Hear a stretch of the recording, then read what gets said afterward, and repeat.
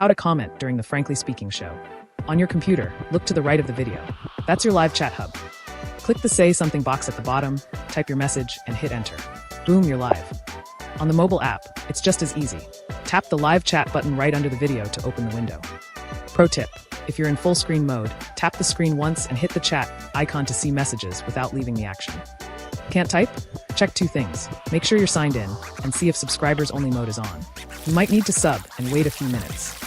Keep it respectful, follow the mod's rules, and have fun.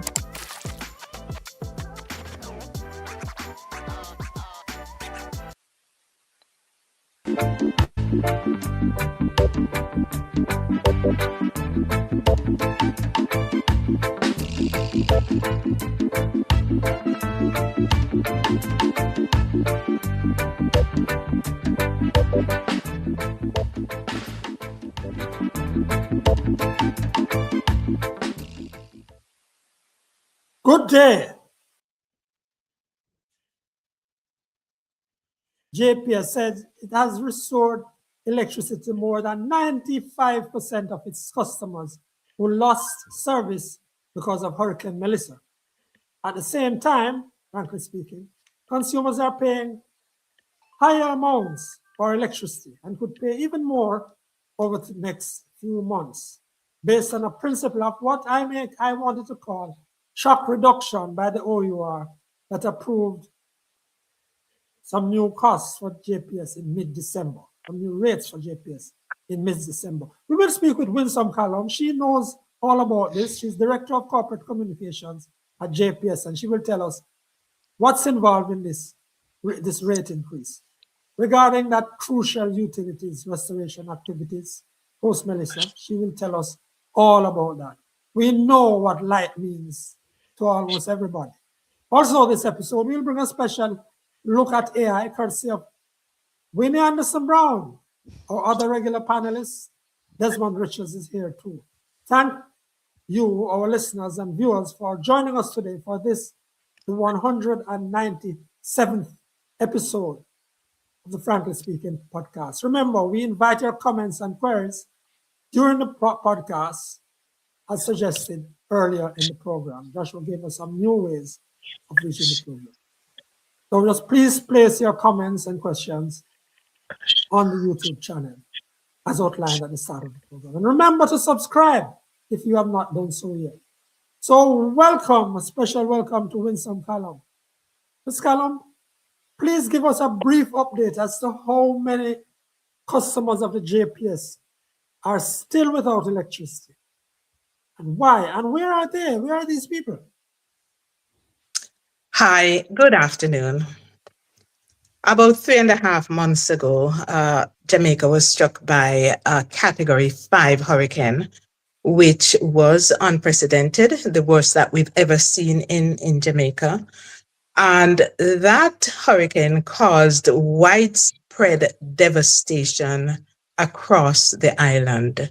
Some sections of the island were more badly affected than others, but we saw devastation of the transmission network, something that the extent of which we've not seen before. And as a result of the damage to the network, more than 77% of JPS's customers lost electricity. This means that of our approximately 690,000 customers, almost 540,000 were without electricity after this Category 5 hurricane has passed. So during the hurricane, JPS was able to keep some of our customers on the grid. Not everyone lost electricity. Today, 3.5 months later, we have over 97% of our customers on the grid. This means we have over 573,000 customers on the grid. We have, at this point, I think the numbers that I just gave you, it's 673,000 customers. We have 690,000 customers registered to JPS. And as of now, we have about 673,000 with electricity. So this means that 17,000 customers remain without electricity. That's about 3% of our entire customer base. This 3% of customers who are still without electricity are mostly in the southwestern parts of the island, the parishes of St. Elizabeth, small sections of Manchester, quite a few communities in Westmoreland, small sections of Hanover, St. James, and Trelawney.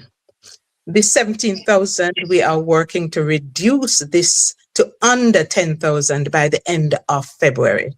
The reason these persons are still without electricity, as I said earlier, is because of the extent of the damage to the electricity grid in these parishes.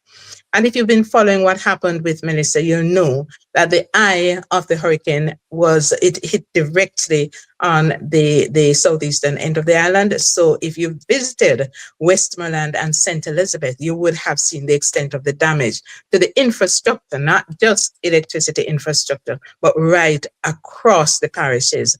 Devastation, buildings disappearing, buildings demolished. The same thing applied to the electricity network. I heard your general manager say that in some cases, the homes or the structures will not be able to take the electricity. In some cases, can you explain briefly what that is? Yes, our president and CEO would have said that we are working night and day to get electricity into some communities, into the remaining communities. However, what we have found, based on our surveys of the parishes and partnership with JSIF, that's the Jamaica Social Investment Fund, we have found that maybe about up to 40% of those who are waiting are not quite ready. And what this means is that some of these persons, they had damage to their homes. In some cases, they had water damage. The homes, the sockets were exposed to water, to flooding. In some cases, the pothead, this is where JPS connects to the home, that pothead that's on the outside of your house, those were in some cases dislocated because of the wind. And in some cases, the stanchions, these are the structures outside where you have your meter. In some cases, those were also damaged. In all of the above cases where you have water damage, wind damage, or structural damage to your home, you will need to get an electrician to check the house to make sure that it's okay to receive electricity. In some cases, repairs are needed. In some cases, the entire electrical installation has to be redone. And in some cases, you need to rewire all or a part of your house. And a friend of mine from South Centre had asked me, why is the JPS against people approaching their people on the ground to come and do that work? Are you opposed to people approaching? I'm not sure. I'm not sure we're talking about the same thing here. No, yeah, JPS, you said you need an electrician in some cases. Absolutely. To do that work. Yes. And people are saying, so what's wrong with approaching a JPS man? Because some of you are considering that as a bribe. So JPS employees are not allowed to connect electricity. But let me separate the two things for clarity. The work on your home, your internal wiring, must be done by a licensed electrician. JPS has nothing to do with that. That is your business, and you decide which certified electrician you choose to do that, and that's the work on your property. What JPS is responsible for, what JPS workers are responsible for, is the connection from the JPS grid, from the JPS distribution line to your home. What had been happening in some communities is that persons were charging people to connect them to the grid. That is what JPS has said very clearly should not happen. What do you do on your private property is your business. It's supposed to be a licensed electrician who will do the rewiring and help you to get your home recertified. Because once you have to rewire, you need to get your house recertified. The Jamaica Social Investment Fund, JSIF, provides assistance for that.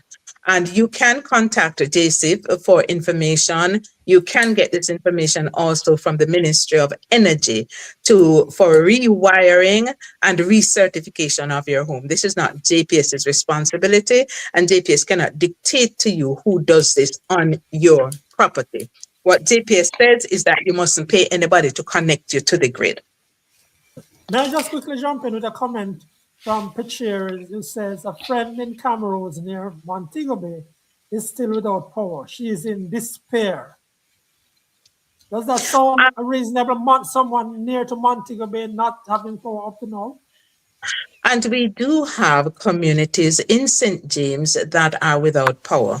I do not have specific information on this community, but what I can say is that there are multiple reasons why a community would be without power. There are generally some access issues that we've had in some of the more rural communities. We also have some damage to the network that is taking longer to get power to you. In some of the laterals, the off roads, the roads that are off the main roads, you might have power being restored to the main thoroughfare, but the laterals may have to wait a little bit longer while the additional work is done to get power to them. And in a lot of cases, what we're finding is that when you have a community where some persons have power and some don't, in many of those cases, it's because the houses are not ready to receive electricity. For the reasons stated earlier of the damage to the pothead, damage to wiring, flooding causing problems with the installation. And this is where you need to get your electrician to sort it out. And once you've done this, you contact your JPS and tell us that you are now ready to receive electricity. Desmond, I don't know if you wanted to come in here, but Desmond, go ahead. Welcome. Hello, Miss Callum. Yes, Desmond. You know what I find alarming? I have been reporting on the JPS for many years now. What I find alarming, you said a while ago, you have 690 customers, registered customers. 690,000, approximately 690,000 customers, yes. Yes. Now, in a population of over 2 million, the JPS has only 690 registered customers. And I want to point out that this number has been around for some time. What is wrong there, Winsome? I am not sure of the point that you're making, but the 690,000 households could represent not individuals. It could represent 2 or 3 persons per household. So in my house, for example, there are 3 persons, which would add to the population number that you have referenced. There are also those that we call So you are saying, sorry, I just want a clarification. You're saying when you speak about a customer, you're not talking about an individual necessarily, but you're talking about households. So what JPS we're talking about accounts. Yes. Accounts. Yes, JPS is we can only report on our customers, and so we have 690,000 registered accounts, which could represent different households. In some cases, you might have one property with 3 houses on it that have 3 accounts, and each account could serve, multiple persons in your household. For example, you might have 3 or 4 people. So those are the numbers. We also have persons who are illegal users who have access to the grid and will will not be registered customers but illegal users of the service. And as you know, this is a crime. Stealing electricity is a crime. We do have that as part of the bigger crime problem in Jamaica. And yes, I mean, if this is where you're going, this is part of the crime problem that we have in the country. At the moment, Winsome, what is the loss to JPS for technical losses and illegal users? We have just over 20% of the electricity that is produced is stolen. 20%.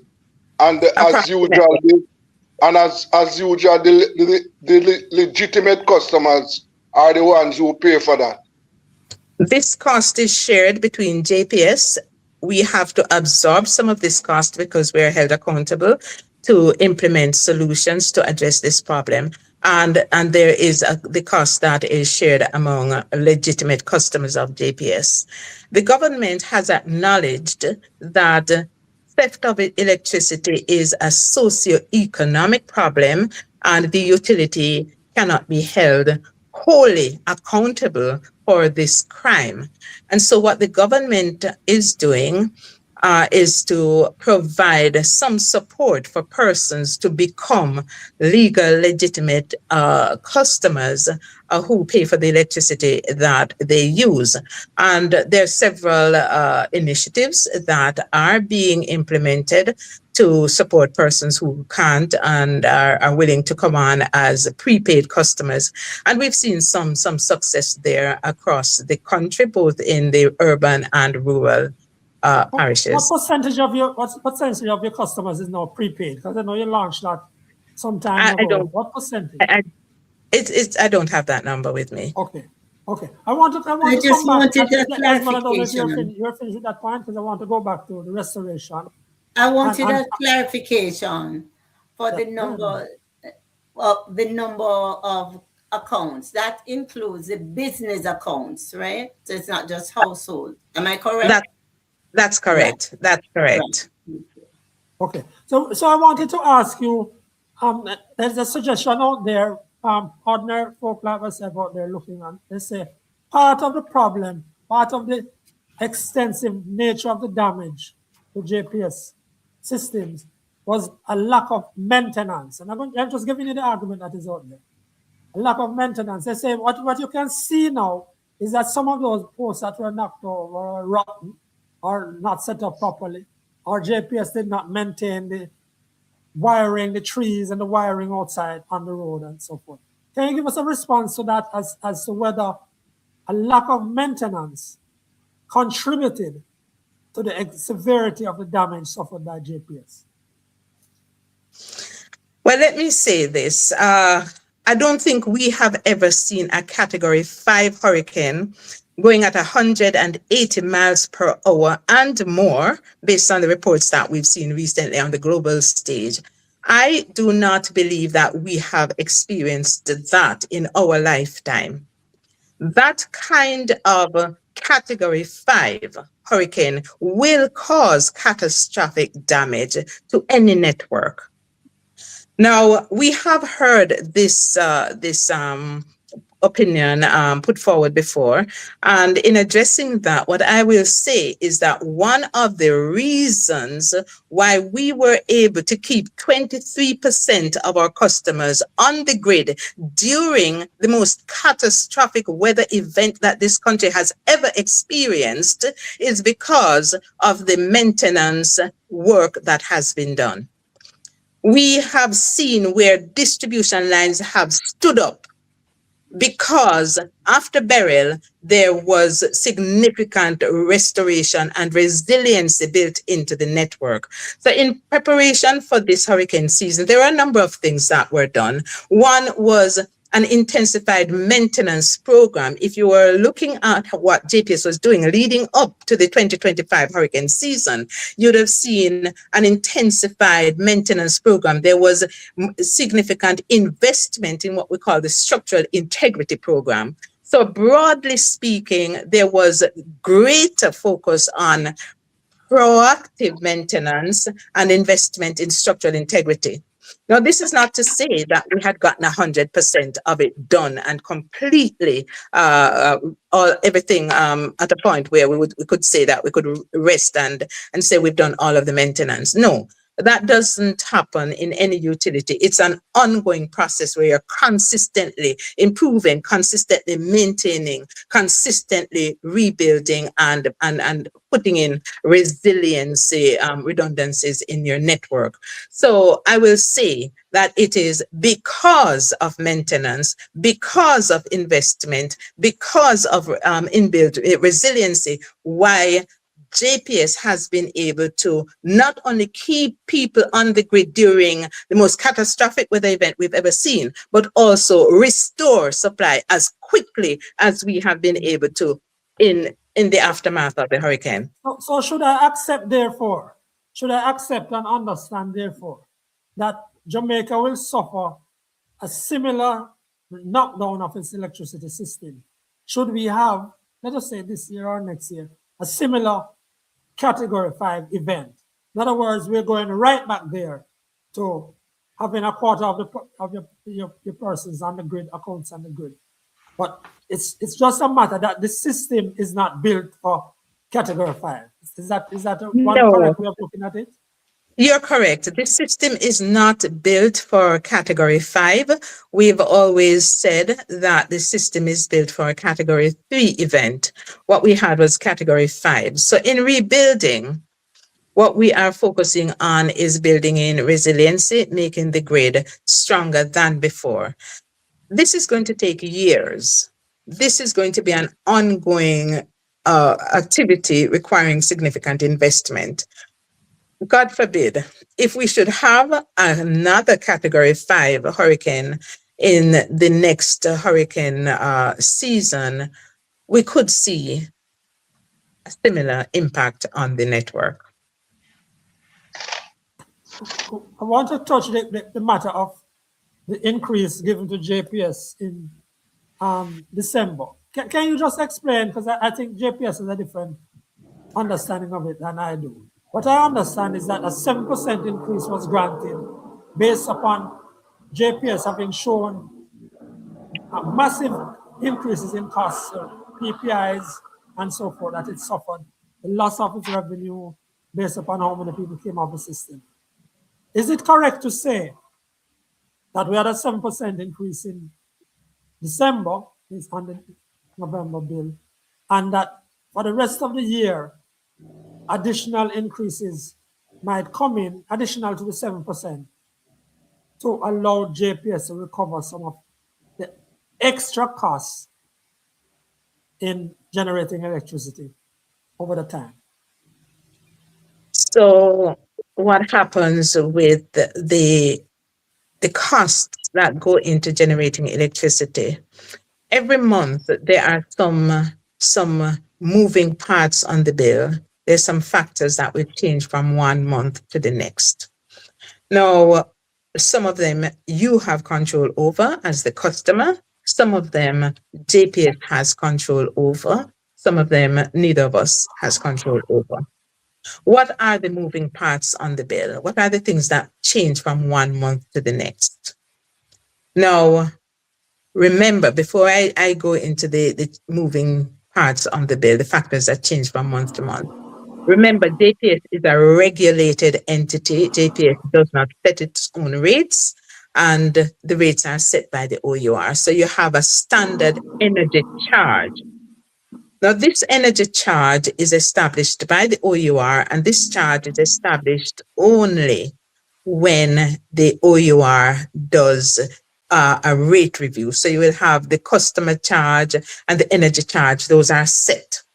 The moving parts include the cost of fuel, because it depends on the type of fuel that you use each month. It might be more renewables, or it might be more fossil fuel, oil, or it might be more LNG, that's gas. So it depends on the amount of fuel you use and the cost of the fuel that you use. A third moving part is the actual days of service. Now, if you get a bill for 29 days, 1 month and you get it for 31 days another month, that will have implications for the actual the charge. So if everything else remains the same and you get a bill for 31 days versus 29 days or 30 days, there is a little adjustment there to reflect the number of days for which you're being billed. Another element of the bill that will change from month to month is the cost. There's a variable cost, we call it, that is paid to the independent power producers. That's the IPPs. These are the other companies from which JPS buys electricity and to sell to customers. Because remember, JPS only provides about 1/3 of the electricity that goes to the grid. The rest of the electricity is provided by these independent power producers. So JPS is not a monopoly when it comes to electricity generation. What we do is collect all of this generation, we pay for it, and we sell it to customers, and the money we collect, we pay to the independent power producers. So what happened in December, and this let me just make sure we understand. This is something that happens all the time, every month.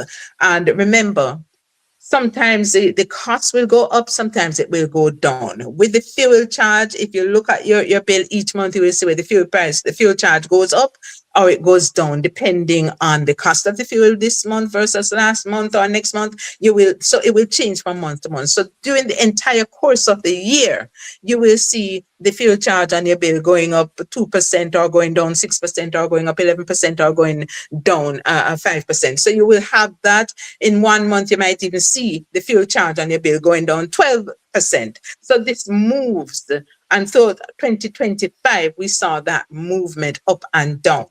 So what happened in December 2025 was not different from what would have been happening right throughout the year. It would not have been different. What made it different was the fact that as a nation, we were grappling with the challenges of the worst weather event that we have ever faced as a nation. That fuel charge, that increase that you saw that was announced was not any different from what would have been happening right throughout the course of the year. As I said, sometimes it went up, sometimes it went down. So during the hurricane, over that period, there was a higher charge for fuel because of the type of fuel that was used. It wasn't an increase granted to JPS.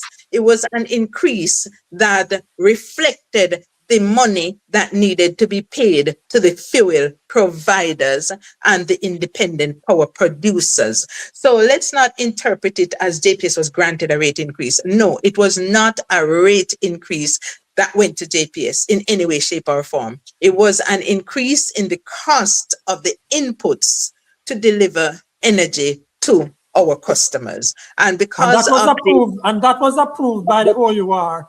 And what happens for the rest of the year? So that was an increase, as you said, based upon the fuel costs. What happens now from here forward?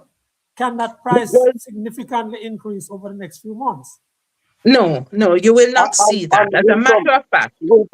Winsome, before you answer that question, what about foreign exchange movements? Yes, Isn't that part of the... Yes, I omitted that. That is also a part of the what makes a bill change from 1 month to the next. When the foreign exchange goes up, because a lot of the material that we buy to produce and deliver electricity is in US dollars, and so that affects the cost of electricity and the movement from 1 month to the next.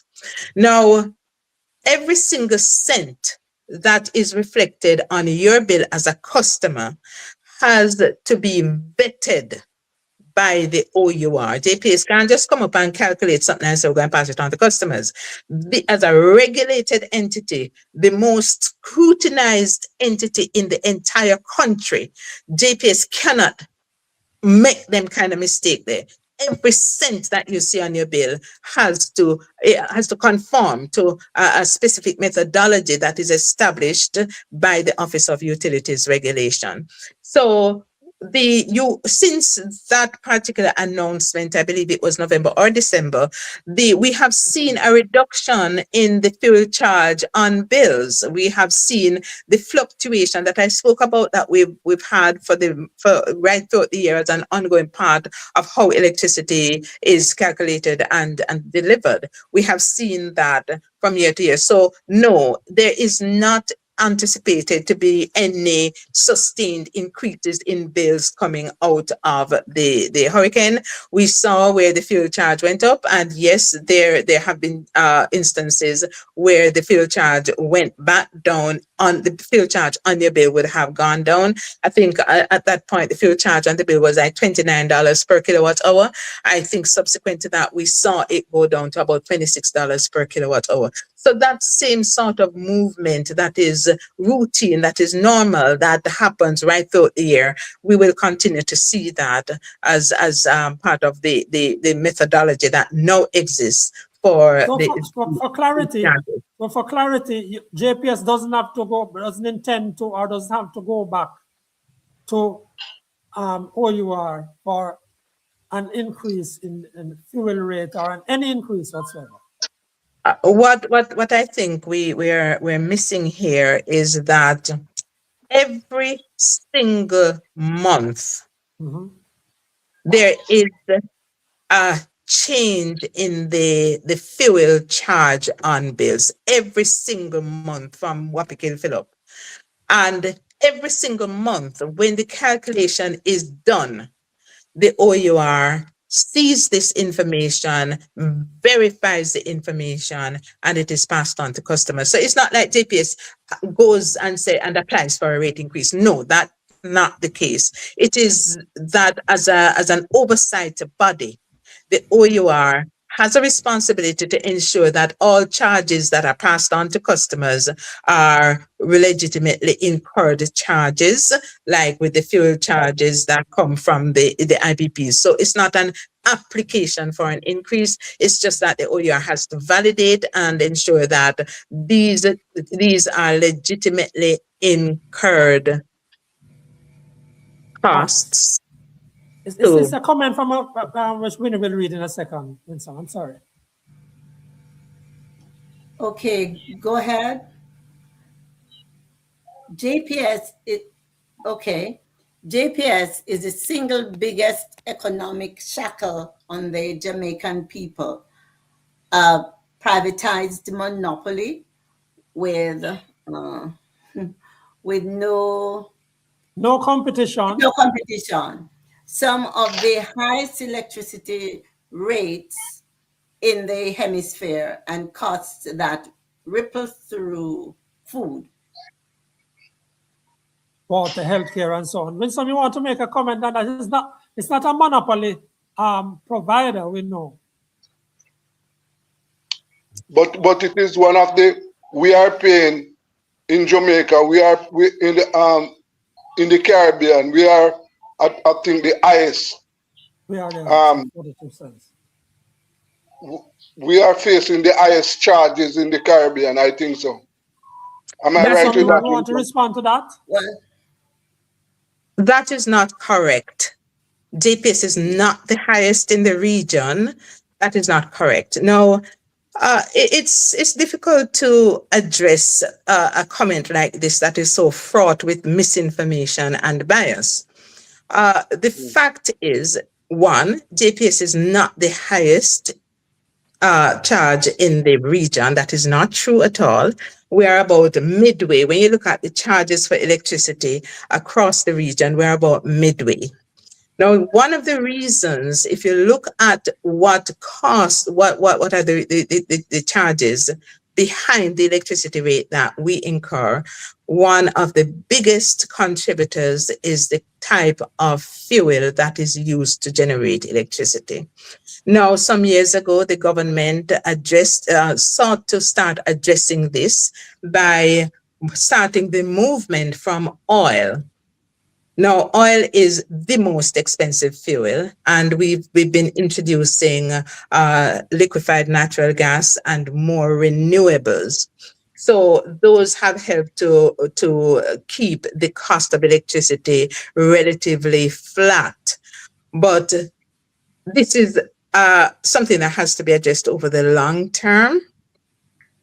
And on the issue of JPS being a monopoly, I think I explained earlier that JPS is not the only generator of electricity in the island. We probably are the one distributor, but we have to compete with others who generate electricity. So although we distribute it, we do not have first dibs on the generation. We have to compete with everybody else. And even in dispatching which unit is serving customers, JPS is not always at the front of the line. What the regulatory environment insists on is that it's the most efficient unit that should be deployed first. So what we find is that it's more renewables that go first, and renewables in Jamaica are not owned by JPS.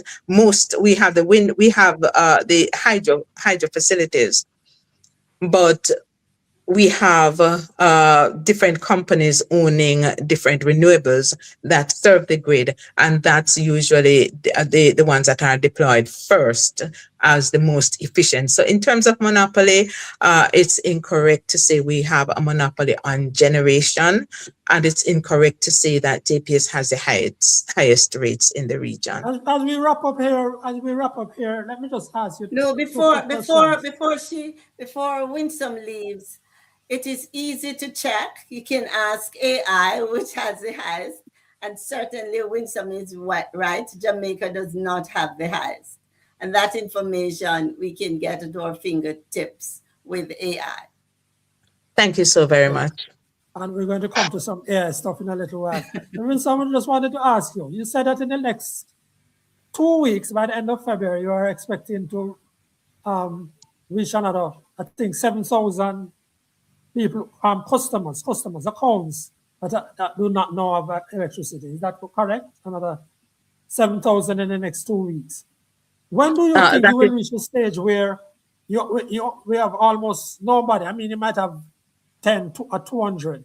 When do you think you will reach a stage where that's gone as an issue? Well, given the level of damage to homes and businesses, we see the restoration process probably going into up to the end of April. What we are projecting is that of the 17,000 customers who are still without electricity, that we would have power to them to 7,000 by the end of February, bringing the total to under 10,000 going into March. What we expect is that it may take us March and April to get power, to make power available to all the remaining communities.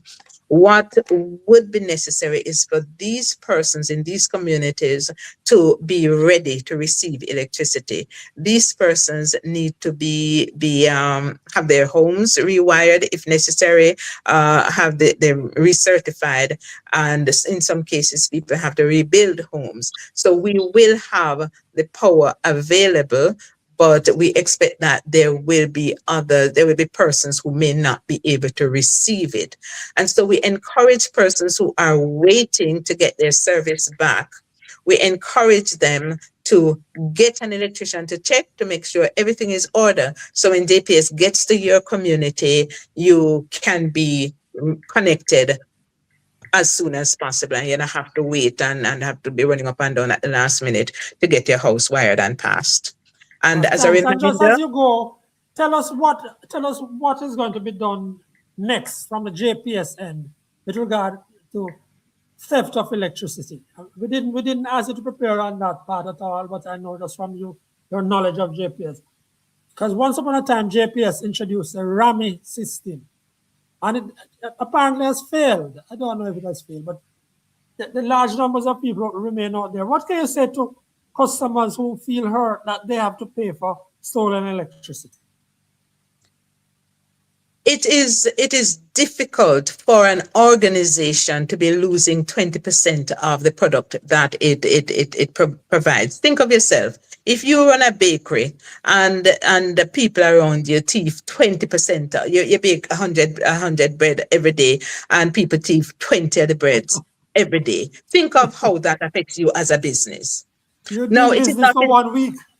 Exactly. It's not in our interest to see electricity theft and walk past it. In other countries where people thief electricity, the governments get involved because they realize that there are two things. One is a crime. JPS is not a crime fighting organization. That's one. Two, people thief maybe because they can't afford to pay electricity. That's true. And this is where the government is making a difference. The government has decided that it's a socio-economic issue and they're stepping in. And I'm talking about governments on both, I mean, the opposition as well as the government in power. They have recognized that this is something that is way beyond the utility. And this is something that is done across the world where countries have been successful in addressing electricity theft. It's not about driving on the road and pulling down the throw-up lines. Yes, we do that. Every single day we do that. But we know that as soon as we take down the lines, the people them throw back the lines, them go to the store and the hardware store and order the thieving line to thief the light and then go back up there and throw it out. So that is not a long-term solution. So yeah, you might see the teams drive and say and throw up their hands and say, boy, they can't stop them thieving people here. It happens. But the reality is that people don't steal because in a lot of cases, people don't steal because they want thief. They steal because things are difficult and they're having challenges. And this is where we have our elected representatives stepping in and trying to help the people. So on the part of the government and the members of parliament, what they are doing is trying to facilitate house wiring so persons can get connected to the grid. Because some of the you seem to have bought the government's line, You seem to have bought the government's line as to why people steal. You know that there are some very poor people, some pensioners who can't even buy bread and yet let's pay the light bill. And I know that. Now, this is not the government's line. JPS has studied this thing for decades. We have benchmarked with other countries in India, in Brazil, in other countries, and we recognize that there are socioeconomic issues. No, we know that there are some people who steal just because they're thief. We know that. We've seen that. People who can afford it steal. But the reality is that there are some persons who are doing it because they can do better and they want the children to study, to go to school. So them take the light or they make somebody bridge the light for them so that the child can at least do them homework. So you have situations like that. And we are working with JSIF. We're working with other agencies. We're working with members of parliament. One success story that we're looking at now is in Riverton Meadows, where MP Anthony Hilton is working with the residents in that community to get them on the grid as legitimate users of electricity, then get them prepaid account and them very proud of themselves that them legitimate. We are looking to see more success stories like this across the board, but this is not a JPS alone issue. This is something that every single entity, everybody has responsibility for. We have to work with the law enforcement agencies. We have to work with elected representatives, and we have to work with responsible people like you who will help to spread the word to people to say there is a way. You don't have to thief. Yes, things might hard, but get the prepaid and pay as you go. If you can only afford $1,000, buy $1,000, top up like how you top up your phone, and you can use electricity. You manage it, live within your means. Make sure you save it for when the come home from school, them can do the homework, manage the thing with the prepaid. So those are the things that we are doing in partnership with others who can help us. Thank you very much. Thank you very much, Director of Corporate Affairs, Communications, and thank you at JPS, Winsome Callum, who took us through what was involved in the restoration, what are the specifics of that rate, that increase that we heard about in December. And we talked quite a little bit about thieving electricity. Thank you so very much. All the very best. All right, so before we go to Winnie's going to take us on a journey, on an AI journey. Winnie, do you accept that it's a social crime? Is she crazy? I don't even want to touch that because that is why people are so comfortable stealing. I must share this. Bermuda has the highest electricity cost with an average of 0.4458 per kilowatt hour, and that is from Meta AI. US so cents. anyone can look it up. US cents, 45 cents. Yes, we're talking US. Jamaica is among the top 20, but not the highest. Okay. There are some issues, social issues as it relates to stealing electricity in Jamaica. You know, there are. That's a whole program on that. There are some people who are stealing because of economic reasons, but you have others who are stealing because they don't want to pay their bills. I am sure that listeners and viewers can recall in the past that some hotels were caught stealing houses in high-class residential areas operating swimming pools and all that were caught stealing. So yes, there are people who are stealing because they don't want to pay, but there are others who are having economic issues. All right. Okay, Winnie, let's go to you now. We take Winnie is going to be one of the first people to take on AI in the early stages of it. Was Winnie Brown, and here she's going to take us on a little AI journey today. Okay. Well, this is a good segue into a matter that most people think that when we think Melissa, we think of that as the benchmark for the worst hurricane that is in recorded history. But thanks to AI, we can go way back to the 1780s. And AI bridges that gap for us to understand that there is a decade that's called the deadly 80s. The deadly decade, sorry. It's 1780, that hurricane that wiped out Savlamar, that caused a ship to be washed ashore onto George Street. So look, AI has helped us to reconstruct what happened then. Why is this important? It is important for us to be able to look back when we talk about Melissa being the worst. It could be worse because there was a hurricane, there was an earthquake rather, immediately after the hurricane. So that was far more devastating than Melissa. And that happened from 1780. So thanks to AI. But Winnie, thanks to AI. May I finish the sentence, Desmond? Thanks to AI, we can go back there and reconstruct what happened to inform us as to where we can go from here. Yes, Desmond? Well, yes, one thing with that AI discovered there, 1780, Westmoreland was not what Westmoreland is today. No, it could not be. It could not be.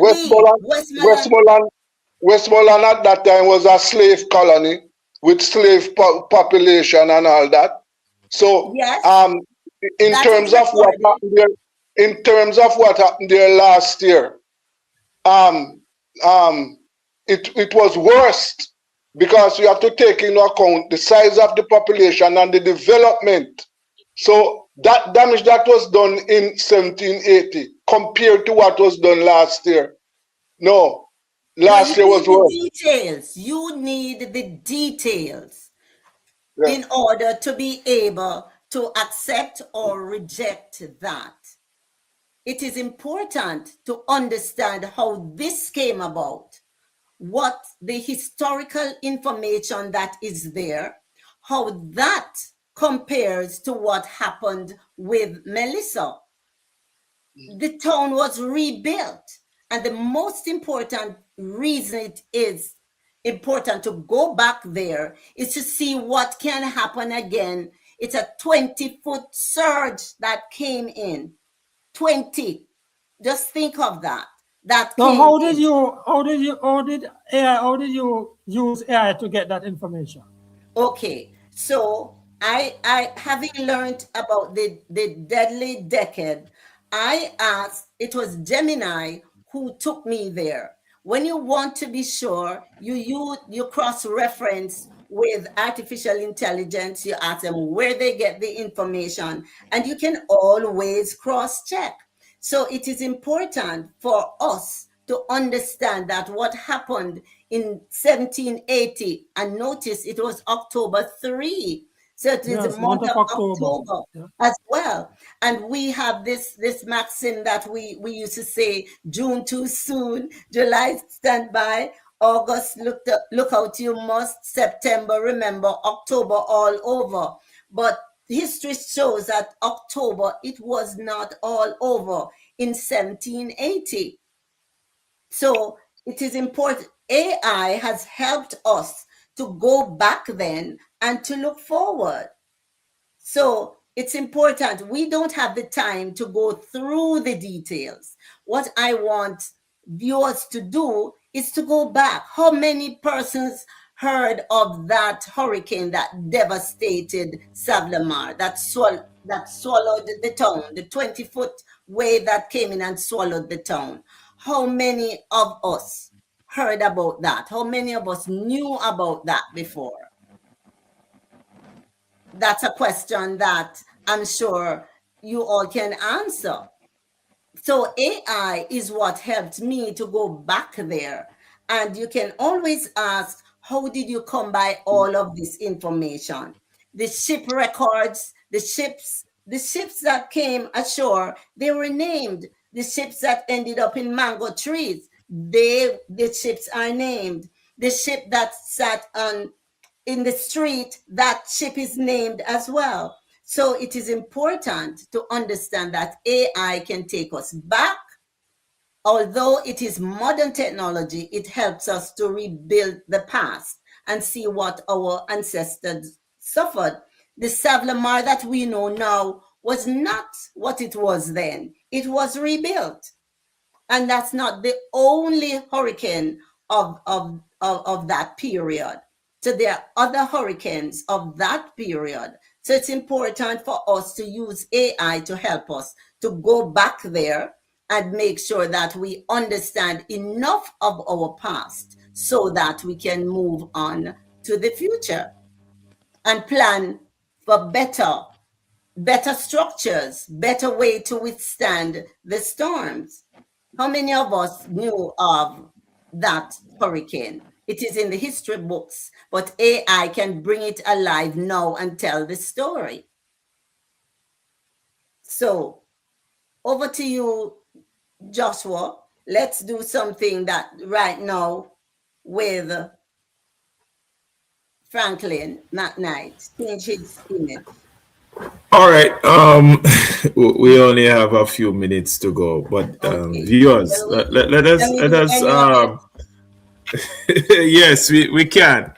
All right. Yes. So we were tasked with using some imagery, creating funny imageries of Franklin and what AI is doing now. Well, we know this. People are using it, putting it on social media. So here is his seed photograph. All right, this is a seed photograph that you will plug into the AI, and the AI is going to create create funny photographs based on political AI cartoon. AI is going to create false images. Right, a replica of it, but not the exact thing because Right. of And legal explain to us how you ramifications. get there to get them to do that, to create these Okay, images. so Well, the let time him, is with the right. interest So of time, the let time him is just running out, give but him a I'm beard. giving you. I'm going to. All right. So here we go. All right. So this is Franklin, and it's going to create something close to the image. Here's the first one. Here's the next one. And here are other two samples. Here is other some samples. But if we have the time permitted, next week we can show exactly the process that it takes and to get you there and Yes, and it in other words, we will love read. to get the process. We love to see you do the process that Right. generates an image, and a believable image. Right, and these things are very serious, Tina, because when it is that we look at generating these images, it is did you give me consent to use your image? How is it that you feel about this particular image going out there on the internet? People can do cyberbullying from having your image out there. You feel a certain way. What are the legal ramifications? Can you take somebody to court for using your images without your permission? And that is another technical thing because lawyers may argue that this thing is in the US. Looking at these images of Franklin, as I look at them, I know that it's fake image. This is not Franklin. Yeah. Right. So it is this one is the most closest one to to him. This one is most No, closest one. that is far away from Franklin. The one that I'm looking at now. Franklin never look like that at any time. So Okay. Desmond, what I'm Maybe because saying you is know that it Desmond, you create know what you maybe because you know. So right, next week you're going to help us, Joshua, in Okay. understanding right, how we put on the images, what we do physically. That's right. what you're Because saying. what That you will be able to- right, because and Desmond, it is the AI is not going to create the full replica of yourself because of legal issues, but they will create something close to you to the image that was given. So it's not going to Let's put really give you Desmond the on, full. let's put Desmond on track for next week then, sir. It's easy. You can And create. Desmond did ask a Most question definitely. for Winnie. And so Then Winnie, you- you can help us prepare for next week. He's asking how does that AI affect journalism in a negative way? Well, I sent Frank. Desmond will tell you that I sent him information, and he should communicate back to me so that I would know exactly where he wanted yeah. to So we go.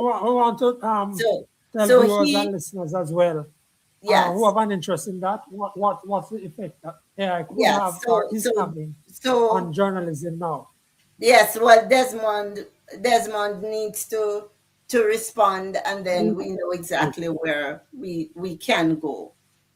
I will do that this week.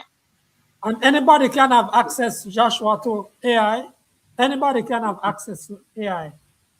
What do you need? You need an account? How do you AI get is there? AI is for everyone. On your phone, all you have to do, it is already there on WhatsApp. You don't have to go searching for it. It's already there on WhatsApp for you. Okay. All right. Appreciate that. Gemini is always available for Google. It's there. You don't have to go searching unless you want a different one. That's our show for today. Thanks again, Winnie and Joshua, for that little touch of AI there. It's a tiny touch, but we appreciate it. Thanks again to Winsome Callum, Director, Corporate Communications at JPS. Took us through. JPS is well on their way to getting everybody back on the grid.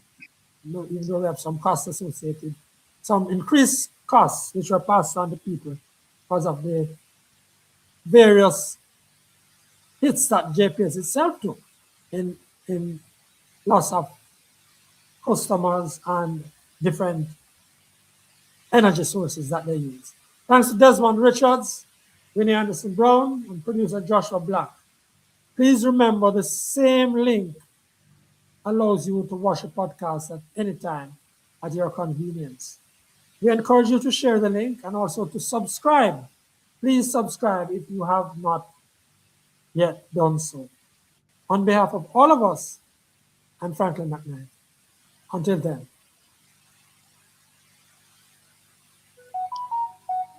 Okay.